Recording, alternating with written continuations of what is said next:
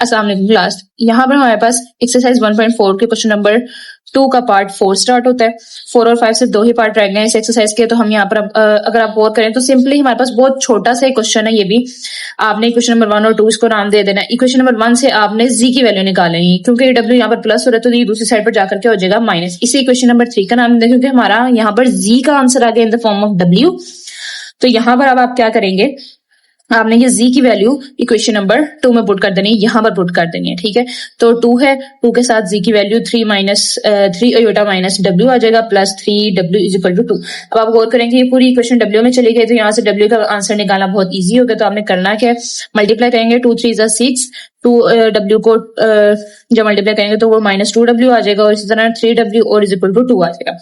3w में से 2w minus करेंगे 1w रह जाएगा, तो यहाँ पर 1w रह गया, और ये 6 जो है वो यहाँ पर 6 अयोटा यहाँ पर माइनस हो रहा है, यहाँ प्लस हो रहा है, यहाँ जाकर माइनस हो जाएगा। तो ये आपके पास जो है वो W का आंसर आ गया। नहायत इजी था ये, क्योंकि इसके अंदर आपको ज्यादा वैल्यूज नहीं दी गई, तो आप इसमें यहाँ पर ना ही डिवीजन में कोई नंबर आ रहा है जिसकी वजह से आपको इसको रैशनलाइज करना पड़े। तो ये सिंपली सा आपका आंसर आ गया W का। अब जब W का आंसर आ गया तो आप उसे क्वेश्चन नंबर 3 में पुट करेंगे, इस W का आंसर इधर पुट करेंगे, आपको Z का आंसर भी आ जाएगा। तो यही मैंने किया कि put the value of W in equation 3।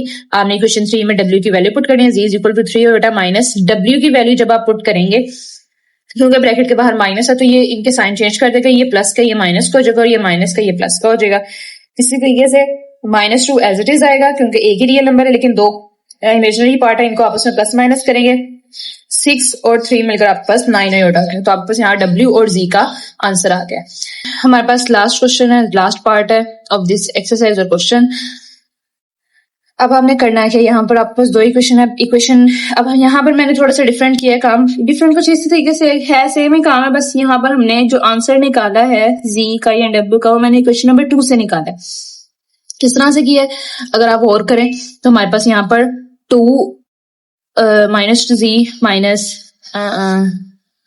जी। तो last part of the question और एक्सरसाइज का भी लास्ट पार्ट ही क्वेश्चन ही है हमारे पास। अब इसमें मैंने थोड़ा सा काम जो है वो चेंज किया है। मैंने इक्वेशन नंबर 1 की बजाय इक्वेशन नंबर 2 से वेरिएबल का आंसर निकाल, किसी एक वेरिएबल का आंसर निकाल दिया। तो इक्वेशन नंबर 2 लिया मैंने। अब यहाँ पर किया क्या है कि हमारे पास माइनस जी था, मैंने जी की वैल्यू निकाली, ये माइनस जी यहाँ जाकर प्लस जी हो जाएगा, और ये 2 प्लस का यहाँ आकर -2 हो जाएगा। ठीक हो गया, तो ये जी का हमारे पास आंसर आ गया W की फॉर्म में। G is equal to -2 minus into 1 minus iota into W आ गया। अब आपने क्या करना है, क्योंकि हमने इक्वेशन नंबर 2 से निकाली है, इसे इक्वेशन नंबर 3 का नाम देते हैं, और इक्वेशन नंबर 2 से निकालने की वजह से हम इसे इक्वेशन नंबर 1 में पुट करेंगे। इक्वेशन नंबर 1 ये है, आपने यहाँ Z की जगह जो है वो ये वैल्यू पुट करनी है। ठीक है, तो यहाँ देखें आप 2Z की जगह ये पूरी वैल्यू आ गई, और इसी तरीके से plus 3 plus iota W is equal to 1 आ गया। अब सिंपली करना है कि आपने ये पहले तो आपने इसके अंदर जो ब्रैकेट है उसको सोल्व कर लेना है। माइनस हमारे पास ब्रैकेट के बाहर W भी है और माइनस भी है, तो आपने माइनस और W को 1 से मल्टीप्लाई करना है, माइनस W आ जाएगा, और माइनस और W को जब माइनस अयोटा से करेंगे तो आपके पास प्लस अयोटा W आ जाएगा। इसी तरीके से यहाँ पर 3 को W से करेंगे 3W, और 3 अयोटा को W से करेंगे अयोटा W आ जाएगा। ठीक है, अब ये 2 जो है भी अंदर मल्टीप्लाई हो जाएगा। 2 को 2 से करेंगे -4, 2 को माइनस W से करेंगे -2W, और इसी तरीके से 2 अयोटा W को जब मल्टीप्लाई करेंगे तो वो ये हमारे पास वैल्यू आ जाएगी। अब यहाँ पर जो हमारे पास अयोटा W की वैल्यू उनको आपस में प्लस माइनस करेंगे, और जो खाली W की वैल्यू उनको आपस में प्लस माइनस करेंगे, और जो सिंपल नंबर है उसको आप दूसरी साइड पर ट्रांसफर कर देंगे। तो अगर आप गौर करें तो सिर्फ ये -4 हमारे पास सिंपल नंबर, बाकी सबके साथ W आ रहा है, तो आप इस 4 को इधर लाकर 1 के साथ जो है वो प्लस करवाएंगे, और ये मिलकर 5 हो जाएगा। अब इन वैल्यूज के साथ हमने क्या किया है कि क्योंकि ये भी W की है और ये भी W की है, तो 3W में से 2W माइनस करेंगे, 1W रह जाएगा। इसी तरीके से 2 अयोटा W में 1 अयोटा W जो है प्लस होगा, तो वो 3 अयोटा W आ जाएगा। अब दोनों में से हमने W जो है वो कॉमन ले लेना है, और ये बराबर किसके आ रहा है 5 के, क्योंकि हमने 4 उधर ट्रांसफर कर दिया था, वो मिलकर 5 हो गया जी। तो नेक्स्ट स्टेप में हमने क्या किया कि यहाँ पर दोनों वैल्यूज में से जो हमारे पास W है उसको हमने कॉमन ले लिया, वो इज इक्वल टू 5 है। अब ये W के साथ जो वैल्यू मल्टीप्लाई हो रही है ये दूसरी साइड पर जाकर डिवाइड हो जाएगी, यहाँ पर डिवाइड होगी, और डिवीजन में हमारे पास फिर से अयोटा आ गया, तो हमने यहाँ पर इसको भी रैशनलाइज करना है। इसके डिनोमिनेटर के साथ मल्टीप्लाई डिवाइड करेंगे, सिंपली 5 को मल्टीप्लाई करेंगे 1 के साथ 5 आ जाएगा, 5 को करेंगे 3 अयोटा के साथ तो -15 अयोटा आ जाएगा।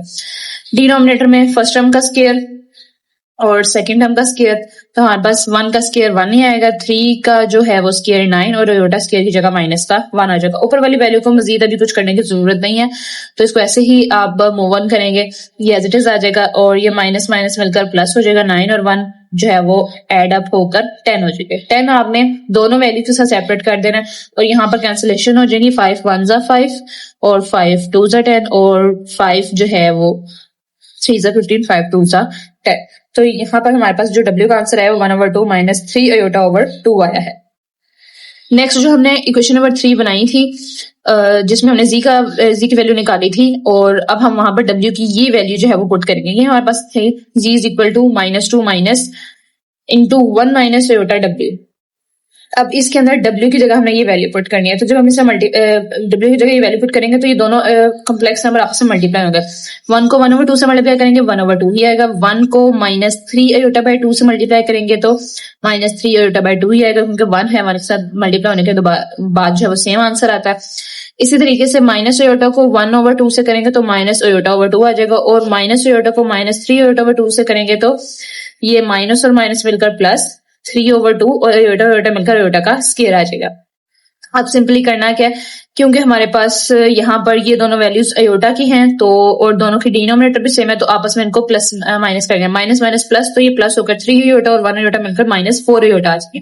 जब आप इसे कैंसिल करेंगे तो आपके पास 2 1 2 2 2 4 पे कैंसिल हो जाएगा। इसके अलावा यहाँ आयोटा स्केयर की जगह आप -1 लिखेंगे और डिवाइडेड बाय 2, तो ये जब आप प्लस माइनस करेंगे तो ये आपके पास -3/2 आ जाएगा। ये 1/2 साथ एज इट इज आ रहा है जी। तो यहाँ पर आप 1/2 और -3/2 को आपस में प्लस माइनस करेंगे, तो जब -3/2 में से 1/2 माइनस करेंगे, क्योंकि डिनोमिनेटर सेम है तो उनके ऊपर वाले नंबर जो है आसानी से प्लस माइनस हो सकते हैं। तो आपने करना क्या है कि ये 3 - 1 करेंगे तो आपके पास माइनस का 2 आ जाएगा, -2 डिवाइडेड बाय भी 2 है, तो जब आप इसे कैंसिल करेंगे तो आपके पास यहाँ पर आंसर जो है वो 1 आएगा। अब इस क्योंकि बाहर हमारे ब्रैकेट के बाहर माइनस है तो इन दोनों के साइन के हो जाएंगे चेंज हो जाएंगे, माइनस का 1 है ये प्लस का 1 हो जाएगा और ये माइनस का 2 आयोटा है ये प्लस का 2 आयोटा हो जाएगा। अब सिंपली करना क्या, ये दो आपके पास रियल नंबर है, आयोटा वाली वैल्यू एक ही है आपके पास, ये दोनों नंबर आपस में प्लस माइनस हो जाएंगे, 1 माइनस का 2 तो ये आपके पास माइनस का 1 आंसर आ जाएगा और प्लस का 2 आयोटा। यहाँ पर आपके पास जो है वो इजी का आंसर आ गया और यहाँ पर आपके पास 1.4 कंप्लीट हो जाती है। रिव्यू एक्सरसाइज के लिए आपके लिए एक नेक्स्ट वीडियो बना दी जाएगी। बाकी तब तक के लिए अगर आप लोगों को कोई चीज नहीं समझ आई तो आप उसका प्रीवियस लेक्चर देख सकते हैं और अगर आप लोगों को कोई मिस्टेक लगी हो तो वो भी आप मेंशन कर सकते हैं। इसके अलावा अगर किसी को कोई कॉम्प्लिकेशन हो तो वो भी बताया जा सकता है। तब तक के लिए अल्लाह हाफिज।